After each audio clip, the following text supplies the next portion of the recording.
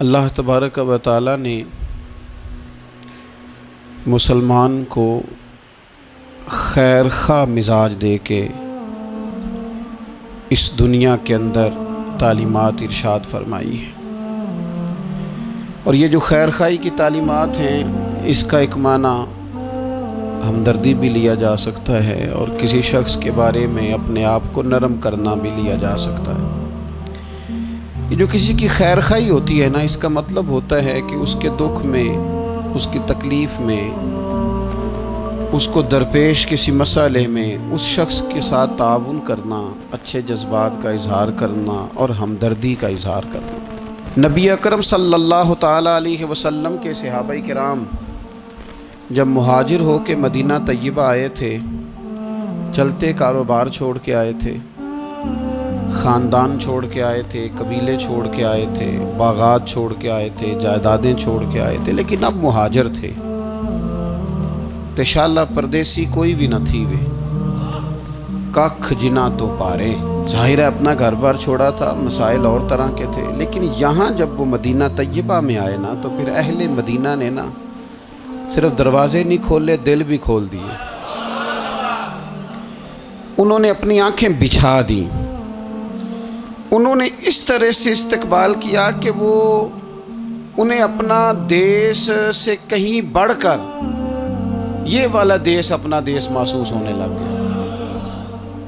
اور قرآن مجید نے ان لوگوں کی تعریف کی، کہا وَيُؤْثِرُونَ عَلَىٰ أَنفُسِهِمْ، اپنی جانوں پر ان کو ترجیح دیتے ہیں، وَلَوْ كَانَ بِهِمْ خَصَاصَةٌ، اگرچہ انہیں شدید محتاجی بھی ہو، خود بڑی بھی ضرورت ہو نا ان انصار مدینہ کو، تو پھر بھی یہ اپنے بھائیوں کو ترجیح دیتے ہیں، بھائیوں کو۔ میں اور آپ جس ماحول میں آج وقت گزار رہے ہیں نا، اس ماحول میں دل نرم نہیں ہوتے دوسروں کے لیے۔ ایک تو کام وہ ہے جو میری پہنچ میں نہیں، میں نہیں کر سکتا، لیکن ایک کام وہ ہے جو میں کر سکتا ہوں، لیکن میں کہتا ہوں میں کیوں سردردی لوں جی فلانے کی، مجھے کیا مصیبت بنی ہوئی ہے میں اپنے تعلقات کو خراب کروں؟ میں کوئی ذاتی کام ہوگا تو میں سفارش کروں گا، میں اس بندے کی خاطر سفارش کروں؟ یہ طبیعتوں کی سختی ہے، یہ مزاج کی گھٹن ہے۔ میں محسوس کرتا ہوں آج کچھ لوگ یہ دعویٰ کرتے ہیں اللہ نے بڑی عزت دی ہے، بڑی بات ہے جی، فلاں دفتر میں گیا تھا تو وہ آدمی مجھے جاننے والا مل گیا تو اس نے فٹافٹ میرا کام کر دیا۔ تو وہ جس بندے نے آپ کا کام کیا ہے نا، اس نے اپنی ذمہ داری نہیں نبھائی، اس نے تعلق نبھایا ہے۔ اگر وہ ذمہ داری نبھاتا تو جس کرسی پہ بیٹھا تھا اس کرسی پہ جو بندہ بھی کام کرانے آتا وہ سب کا کرتا، اس کی ڈیوٹی تھی نا وہ کام کرنا۔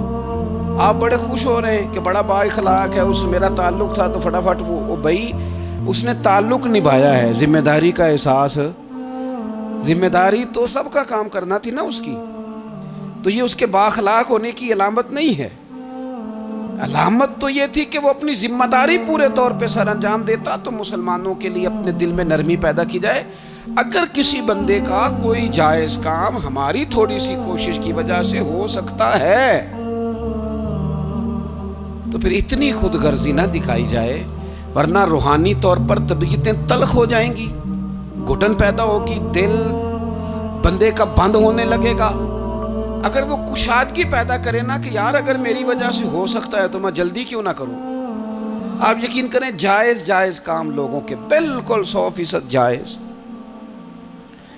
خامند کا انتقال ہو گیا، بچے چھوٹے ہیں، سرکاری ملازم تھا، پینشن بچوں کے نام ٹرانسفر ہونی ہے، بیوی عدت میں ہے، ایک 100% جائز کام ہے اور بچوں کو ضرورت ہے، لیکن میں نے دیکھا ہے بیچارے تھک گئے دفتروں کے چکر لگا سب کو سمجھ آ رہی ہے کہ یہ کوئی ایسا کام نہیں ہے، بالکل 100% جائز کام ہے، اور جو لوگ اس میں پورا حصہ لے سکتے ہیں، تعاون کر سکتے ہیں، وہ تھوڑا سا آگے بڑھ سکتے ہیں، نہیں بڑھتے، کام ہی نہیں کرتے سرے سے۔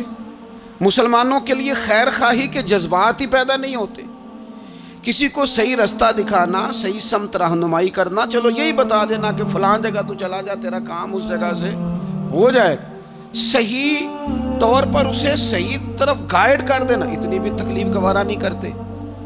تو تو پھر اسلام تو خیر خواہی کا نام ہے، اسلام تو بھائی چارے کا نام ہے۔ میرے نبی پاک علیہ السلام سے جب حضرت تمیم داری نے پوچھا تھا دین کیا ہے، تو حضور نے فرمایا تھا دین خیر خواہی کا نام ہے۔ تو یہ مت سمجھ کہ صرف تجھ سے تیری نماز کے بارے میں ہی سوال ہوگا، یا تیرے آداب شریعت جو تو نے اوڑھ رکھے ہیں انہی کے بارے میں ظاہراً سوال ہوگا۔ یہ بھی تو تیری ذمہ داری ہے کہ اگر تو کسی کی ڈیوٹی کر سکتا ہے، کسی کا کوئی کام تیرے سے ہو سکتا ہے، لوگ توجہ ہی نہیں کرتے۔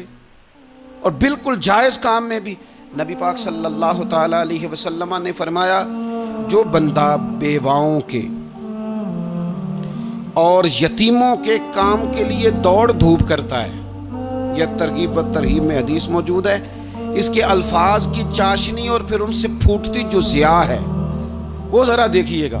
یہاں یہ نہیں فرمایا کہ وہ محتاجوں غریبوں کو دیتا ہے، فرمایا جو ان کے لیے دوڑ دھوپ کرتا ہے، بیواؤں کے لیے، مساکین کے لیے، یتیموں کے لیے، مسکینوں کے لیے دوڑ دھوپ کرتا ہے، وہ اسی طرح ہے جس طرح کوئی اللہ کے راستے میں جہاد کر رہا ہے۔ کیا معنی ہے اس کا؟ شارحین حدیث فرماتے ہیں، علماء کہتے ہیں اس کا مطلب یہ ہے کہ اسے پتہ چل گیا نا فلانا غریب ہے، اب اس نے کسی امیر سے کہا ہے کہ یار وہ بندہ ذرا غریب ہے، ماڑا ہے۔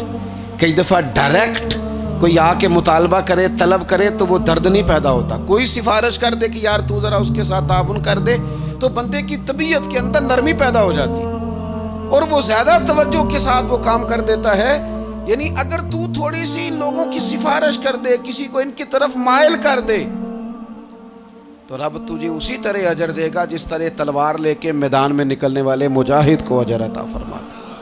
تو خیر خواہی کرنا، کسی بندے کا کوئی کام، کوئی اس کی تکلیف اگر ہماری وجہ سے دور ہو سکتی ہے، لیکن اسلام نے تیمارداری کا کہا، اسلام نے تعزیت کا کہا، اسلام نے سلام کرنے کا کہا، اسلام نے جنازہ میں شرکت کا کہا، اسلام نے مختلف اوقات میں ہمیں جمع کیا تاکہ ہم ایک دوسرے کے مسائل کو جان سکیں۔ ہمیں باجماعت نماز کو ضروری قرار دیا گیا تاکہ ہم ایک دوسرے کی تکالیف سے آگاہ ہو سکیں۔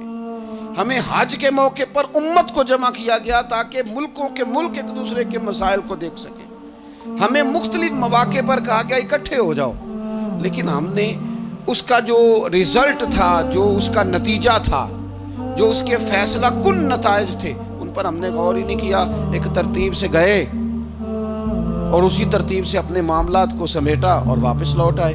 تو کسی بندے کی اگر کوئی ہمدردی کی جا سکتی ہے، جس شخص کا مال ابو جہل نے دبا لیا تھا، میرے رسول پاک علیہ السلام خود چل کے ساتھ نہیں گئے تھے، اور وہ شخص کہتا ہے کہ میں نے خود نبی پاک علیہ السلام کا انداز دیکھا کہ حضور کی جھکی ہوئی نظریں اٹھی، غضب سے ان کے خدا بچائے کہ نور باری جلال میں اس کے پیسے دیتا ہے کہ نہیں دیتا، غریب کے پیسے دبا لیے۔ یہ بھی دین ہے، یہ بھی اسلام ہے، یہ بھی حضور سید عالم علیہ السلام کے پڑھائے ہوئے اسباق ہیں۔